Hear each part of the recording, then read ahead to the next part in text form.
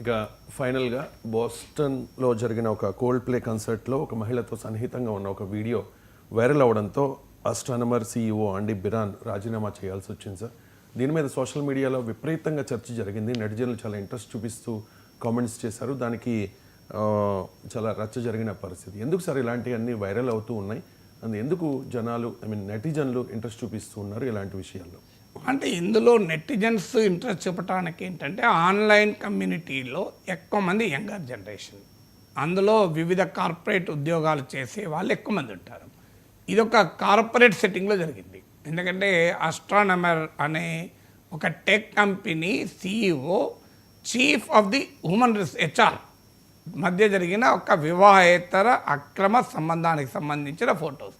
వాళ్ళు ఒక మ్యూజికల్ కన్సర్ట్కి వెళ్తే కిస్ క్యామ్ అంటారు. అంటే ఆ మ్యూజికల్ కన్సర్ట్ సడన్గా అక్కడ వచ్చిన అభిమానులు ఎవరి మీదనో ఫోకస్ చేస్తుంది.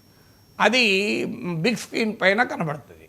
సో ఎవరి మీద ఫోకస్ చేసి ఉన్నది ఎవరికీ తెలియదు. అదొక సర్ప్రైజ్ ఎలిమెంట్ అన్నట్టు. సడన్గా వీళ్ళ మీద ఫోకస్ చేసే వరకు ఒకడేమో పక్క జరిగారు, ఇంకోరో కిందికి వంగారు. వెంటనే ఆ పర్ఫార్మెన్స్ ఇచ్చే అతను కామెంట్ చేశాడు, ఇది ఎఫ్ఐఆర్ అన్న అయి ఉండాలి, లేదా వాళ్ళ షై అన్న ఫీల్ అవుతున్నారేమో అని. సో ఇది ఆటోమేటిక్గా ఆ వీడియో బయటకు వచ్చే వరకు వైరాలిటీకి కారణం ఏంటంటే ఈ యొక్క యంగర్ జనరేషన్ లైఫ్ స్టైల్లో భాగమైన ఒక మ్యూజిక్ కాన్సర్ట్. అంటే ఈ మధ్యకాలంలో మ్యూజిక్ కాన్సర్ట్స్, పబ్బుల్లో పార్టీలు, ఇవన్నీ younger urban metropolitan younger generation life స్టైల్లో ఒక భాగమైంది. సో ఆ లైఫ్ స్టైల్లో జరిగిన ఒక సర్ప్రైజ్ ఎలిమెంట్ కూడా ఇప్పుడు younger generation like surprise element, ఇంటికి చెప్పకుండా రావడం, ఇలాంటి సర్ప్రైజ్ ఎలిమెంట్స్ ఉంటాయి.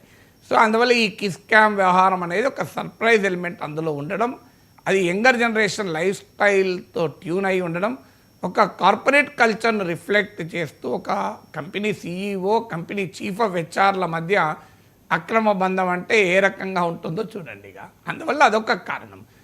అయితే ఇది పబ్లిక్ లైఫ్లో ఉన్నవారు ఎవరైనా ప్రైవేట్ లైఫ్ మా సొంతం, పబ్లిక్ లైఫ్ వేరు అని అనుకుంటుంటారు. కానీ ఎనీ లీడర్షిప్ పొజిషన్, అది పొలిటికల్ లీడర్షిప్ కానీ, అది కార్పొరేట్ లీడర్షిప్ కానీ, పర్సనల్ లైఫ్లో కూడా ఈవెన్ ఒక ఇన్ఫ్లుయెన్సర్గా ఉండడం కానీ, అందరికీ కూడా ఒక ఇంపార్టెంట్ లెసన్ ఏంటంటే పబ్లిక్లో నీవేమో నీతులు బోధిస్తూ ప్రైవేట్ లైఫ్లో నీచంగా బిహేవ్ చేయడం ఎట్టి పరిస్థితుల్లో యాక్సెప్టబుల్ కాదు.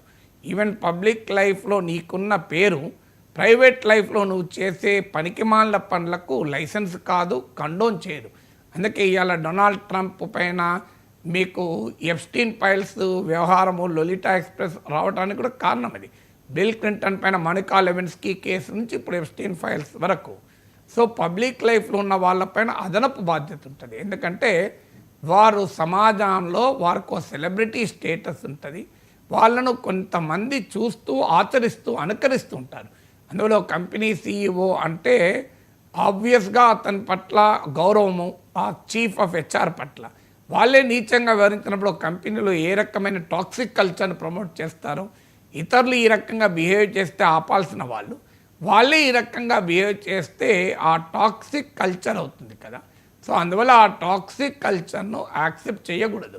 ఇక ఇలాంటిది ఎందుకు వైరాలిటీ అవుతుంది అంటే ప్రజలకు కూడా ట్రివియలైజేషన్ అనేది ఇష్టమైపోయింది. సెలబ్రిటీ చేజింగ్ అంటారు, క్రైమ్ చేజింగ్ అంటారు. క్రైమ్ చేజింగ్, నేరము మించిన వార్త ఇంకోటి లేకుండా పోయింది. Very unfortunate.